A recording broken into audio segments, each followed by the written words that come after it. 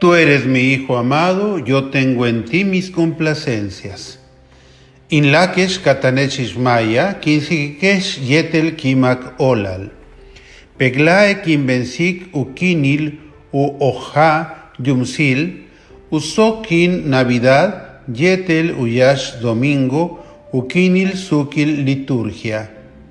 Konesh saik ni bolal, ti yumkue, tiolal oja, yetel konesh payalchi, beklae tiolak padrinos. Kasikesh yetel konesh tasik, tukul lekin takbeta upal yunkue. Muy queridos hermanos y hermanas, les saludo con el afecto de siempre y les deseo todo bien en el Señor en ese día en que celebramos la fiesta del bautismo del Señor, último día del tiempo de Navidad y primer domingo del tiempo ordinario de la liturgia. Recordemos hoy quiénes son los padrinos que nos llevaron a la pila bautismal junto con nuestros padres y tengámoslos presentes en esta Eucaristía, a los difuntos para pedir para ellos la gloria eterna y a los vivos para pedirle al Señor para ellos toda clase de bendiciones. Tengamos todos presente la fecha de nuestro bautismo y hagamos fiesta en el corazón en ese día. El agua es el signo principal en el sacramento del bautismo. En la actualidad, más de 1.000 millones de personas viven en regiones con escasez de agua y en el año 2025 podrían llegar a ser 3.500 millones de seres humanos quienes sufran la escasez del vital líquido. Ya ha habido en algunos lugares episodio de guerra por el agua debido a su privatización. Y hace poco el agua comenzó a ser cotizada en la bolsa de valores. Ya sabemos, como lo dicen los estudios realizados en nuestro estado, que gran parte de nuestra agua potable está en riesgo de contaminación. En su reciente encíclica Fratelli Tutti, hermanos todos, del Papa Francisco, nos ha llamado a cuidar el agua, aunque nosotros tengamos suficiente. Dice el número 117, cuando hablamos de cuidar la casa común que es el planeta, acudimos a ese mínimo de conciencia universal y de preocupación por el cuidado mutuo que todavía puede quedar en las personas. Porque si alguien tiene agua de sobra y sin embargo la cuida pensando en la humanidad, es porque ha logrado una altura moral que le permite trascenderse a sí mismo y a su grupo de pertenencia. Eso es maravillosamente humano. Esta misma actitud es la que se requiere para reconocer los derechos de todo ser humano, aunque haya nacido más allá de las propias fronteras. Desde antiguo en Israel, lo mismo que en otros pueblos, el agua ha sido un elemento ritual que recuerda al ser humano su propia vida y su limpieza espiritual. Antes de la llegada de Cristo, hubo un fuerte movimiento espiritual en el judaísmo y algunos predicadores se caracterizaron por significar el arrepentimiento de quienes los escuchaban, bautizándolos. El más grande y famoso de todos estos predicadores fue Juan el Bautista, el pariente de nuestro Señor, cuyo nacimiento, misión y muerte estuvieron en relación directa e inmediata con Jesús.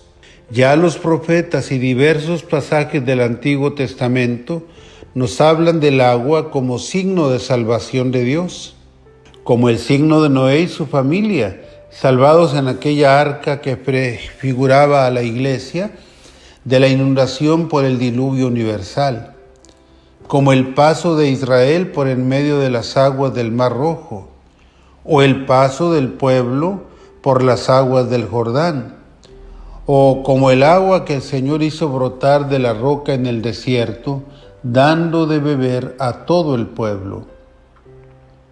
También el profeta Isaías en su pasaje del día de hoy nos repite la invitación divina. Todos ustedes, los que tienen sed, vengan por agua. Y luego nos habla de la eficacia de su palabra, comparándola con la eficacia del agua y la nieve que caen del cielo. En el Salmo responsorial, que hoy es tomado también del profeta Isaías, proclamamos todos: sacarán agua con gozo de la fuente de la salvación. En la segunda lectura de hoy, San Juan habla de los 3 testigos de Jesucristo, ya que en Israel era ley acompañar una declaración con el testimonio de 2 o 3 testigos. Y los testigos que acreditan a Jesús como Hijo de Dios y Mesías son el Espíritu, el agua y la sangre. En el bautismo de Jesús se hizo presente el Espíritu en forma de paloma que voló y se posó sobre él. Luego de su bautismo, donde por supuesto estaba también el agua como testigo, así como también estuvo presente en la cruz, brotando del pecho de Jesús luego de la sangre. El padre de la Iglesia, San Gregorio de Nacianzo, arzobispo de Constantinopla, que era llamado el teólogo por sus grandes enseñanzas, en el siglo IV de nuestra era, describe así la escena del bautismo del Señor que hoy escuchamos en el Evangelio. Cristo es hoy iluminado. Dejemos que esta luz divina nos penetre también a nosotros. Cristo es bautizado.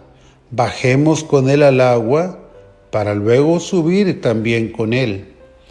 Juan está bautizando y Jesús acude a él, posiblemente para santificar al mismo que lo bautiza, con toda seguridad para sepultar en el agua todo el viejo Adán, antes de nosotros y por nosotros. El que era espíritu y carne santifica el Jordán, para así iniciarnos por el espíritu y el agua en los sagrados misterios. El bautista se resiste, Jesús insiste. Soy yo quien debe ser bautizado por ti, le dice la lámpara al sol, la voz a la palabra, el amigo al esposo, el más grande entre los nacidos de mujer, al primogénito de toda criatura, el que había saltado de gozo ya en el seno materno, al que había sido adorado también en el seno de su madre, el que lo había precedido y lo precederá, al que se había manifestado y se manifestará. Soy yo quien debo ser bautizado por ti. Y podía haber añadido, y por causa de ti. Él, en efecto, sabía con certeza que recibiría más tarde el bautismo del martirio y que como a Pedro le serían lavados no solo los pies, sino todo su cuerpo. Pero además Jesús sube del agua, lo cual nos recuerda que hizo subir al mundo con él hacia lo alto, porque en aquel momento se ve también cómo el cielo se rasga y se abre, aquel cielo que Adán había cerrado para sí y para su posteridad, como había hecho que se le cerrase la entrada al paraíso con una espada de fuego. El Espíritu atestigua la divinidad de Cristo, acudiendo a él como a su igual, y una voz bajó del cielo, ya que del cielo procedía aquel de quien testificaba esta voz. Y el Espíritu se apareció en forma corporal de una paloma para honrar así el cuerpo de Cristo, que es también divino por su excepcional unión con Dios. Muchos siglos atrás fue asimismo una paloma la que anunció el fin del diluvio. Hasta aquí las palabras de San Gregorio. Tengamos presente que el único valor que tenía el bautismo de Juan era el de ser figura del bautismo que luego traería Jesús. y que en sí mismo no tenía valor salvífico, sino puramente simbólico, y significaba el arrepentimiento de los que lo recibían. ¿Y por qué lo recibió Jesús siendo Dios, siendo el Salvador?